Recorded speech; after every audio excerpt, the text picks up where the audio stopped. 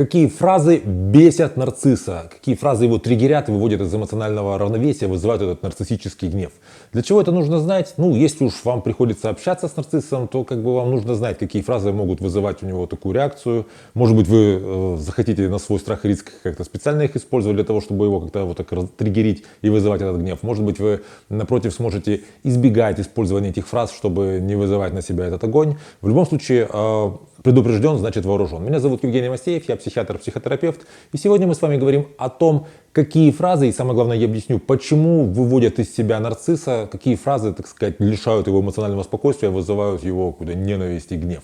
Если вам эта тема интересна, ставьте лайк под этим видео, поделитесь этим видео в своих соцсетях, подпишитесь на мой канал, если вы вдруг еще не подписались по какой-то причине, нажмите на колокольчик, чтобы получить уведомления, и мы с вами начинаем. Первая фраза, которая его будет бесить, это фраза «ты не прав». Ты не прав, ну или какие-то вариации, там, ты не прав, ты ошибаешься, ты сейчас говоришь чушь, там, ну неважно, как угодно. Вот вы говорите, если вы это ему говорите наедине, не дай бог еще скажете это в присутствии людей, которые для него важны, в присутствии людей, чье мнение он как бы ценит, и вы говорите, что ты не прав в ситуации, когда вы так считаете или когда это очевидно, что он не прав. В этом месте вы девальвируете его значимость. Естественно, он тут же будет реагировать через вот этот вот нарциссический гнев, который он, возможно, постарается удержать, а возможно и не сможет его удержать.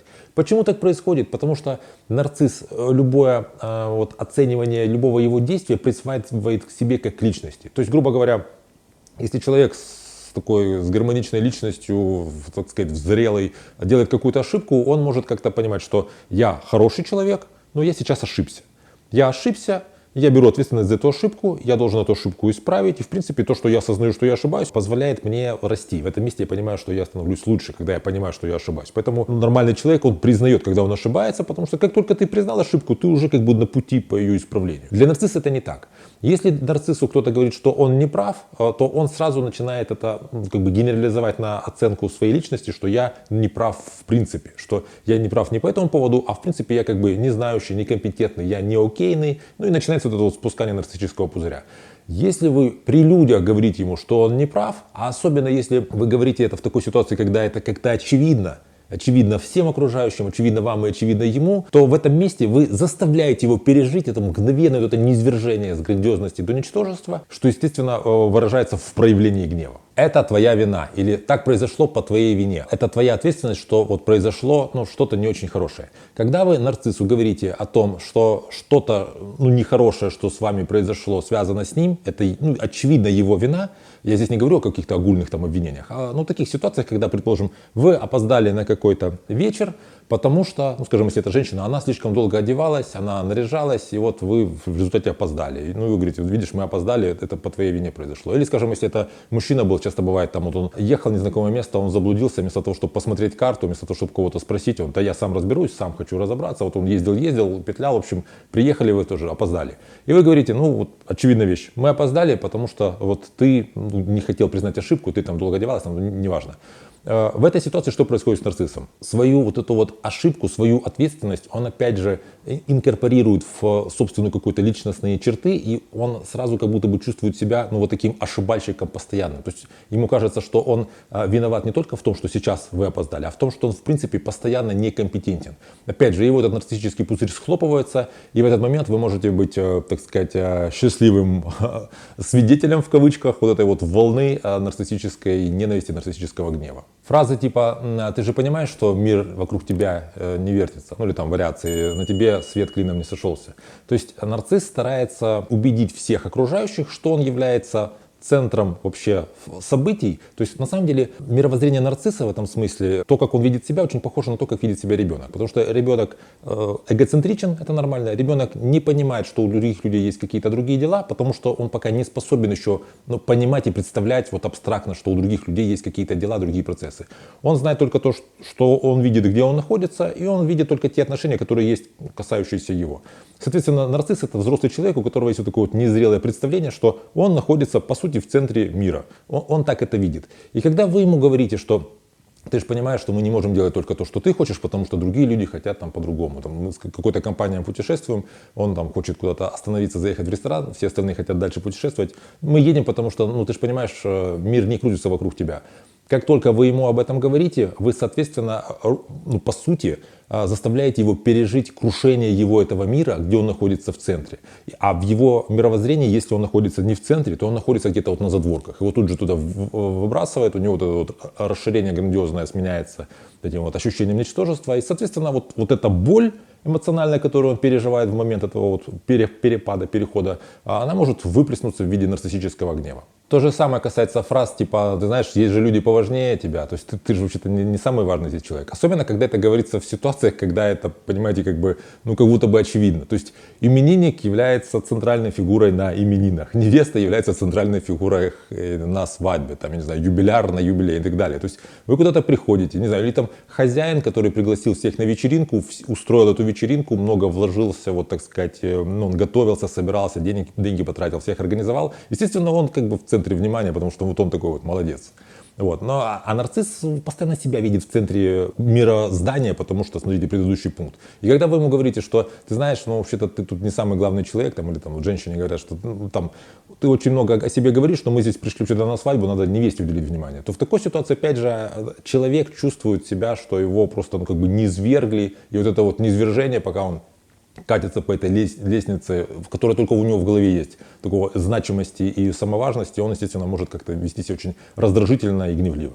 Я уже говорил в прежних видео, что нарциссы часто ведут себя по-разному вот с вами наедине и где-нибудь там на людях. То есть бывает так, что, предположим, дома он такой вот прямо домашний тиран, вот там указывает тебе, что тебе делать, он прям такой просто супер доминатор. А на людях он такой тихенький, неуверенный, он как бы ничего не знает, боится, чтобы как-то вот не вступить с кем-нибудь в конфронтацию, там, не дай бог, на глазах у всех не проиграть в этой конфронтации. Или другая крайность, это человек, который на людях веселый балагур такой вот, такой, не знаю, там, если это мужчина, он такой прям, как этот, дамский угодник и баловень судьбы, ну, короче, в общем, такой бон-виван, а, значит, с вами наедине он такой нытик, жалобщик, все плохо, все у него болит, все будет плохо, вот такой какой-то вот слабая такой, знаете, типа роль Пьеро.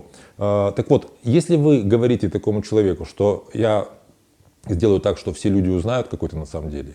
Или, например, вы так ему говорите, чтобы это не звучало как угроза. На самом деле все знают, что ты себя вот сейчас ведешь вот так вот, что ты вот, ну вот тут, когда мы наедине, такой вот грубый, а на людях пытаешься показать себя таким каким-то очень таким вежливым. Вот если вы ему об этом говорите, и он осознает вот это вот несоответствие своего поведения с вами наедине и на публике, если он получает возможность почувствовать это вот расщепление, то есть между своими двумя ролями, то есть в такой ситуации нарцисс тут же сваливается в стыд, и стыда его тут же выбрасывает в гнев, ну и, в общем, опять же, вы получаете вот это вот, сама виновата, лучшая защита нападения, значит, я тебе сейчас расскажу, как тебе жить, там, и так далее. То есть он начинает гневаться из-за того, что вы ему, ну, как будто вы зеркалите, в зеркало показываете, кто ты такой, ты двуличный, у тебя есть две роли, ни одна из которых не ты. Ты на самом деле вот так себя ведешь и думаешь, что никто этого не видит, а это вот видят. Вижу я, и другие люди тоже это видят. Ну и, наконец, такая мастер-фраза, фраза, которая, так сказать, просто порвет нарцисса на, я не знаю, на китайский салют. Это фраза, которая, собственно, это не фраза, это слово, может быть.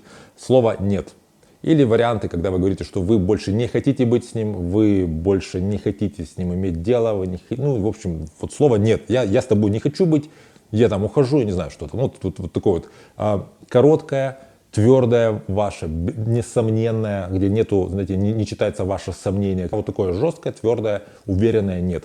Это вызовет у нарцисса максимальный гнев. Почему? Смотрите мое видео по поводу нарциссического ресурса. Потому что он к этому не готов. Он не готов к тому, что вы сейчас исчезаете, а у него еще нет других людей, через которых он сможет получить эту нарциссическую поддержку, вот это вот, ну, восхищение им со стороны. И, соответственно, уход вас от него, это как, ну, грубо говоря, человек там на искусственной вентиляции, у него там этот кислород отключили. То есть это для нарцисса сопряжено с предвкушением переживания очень неприятных эмоций.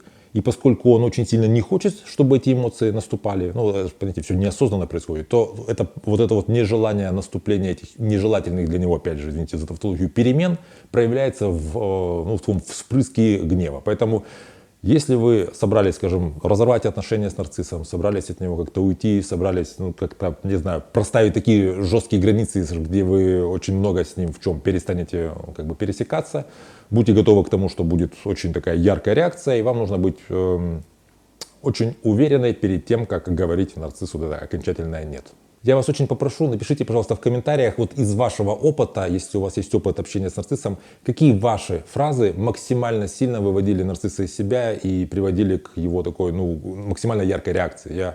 Я бы хотел получить больше вот таких практических примеров от вас. Я это все изучу, может быть, потом я напишу какое-то расширенное видео. И напишите, пожалуйста, нравится ли вам вот это видео, понравился ли вам этот формат, там, где я беру какую-то узкую тему, разбираю тему по пунктам, не погружаясь в такие дебри психопатологии. Потому что, ну, для меня это важно, насколько этот формат вам подходит. Собственно, если видео вам понравилось, поставьте лайк обязательно, поделитесь этим видео в своих соцсетях, чтобы больше людей смогли его посмотреть. Если вы не подписались на мой канал, подпишитесь, нажимайте на колокольчик, чтобы получать уведомления. Когда я выхожу в эфир или там премьера у меня, вы сможете, если у вас нажат колокольчик, получать сразу вот это уведомление. Ну и берегите себя и своих близких. До встречи в следующих выпусках.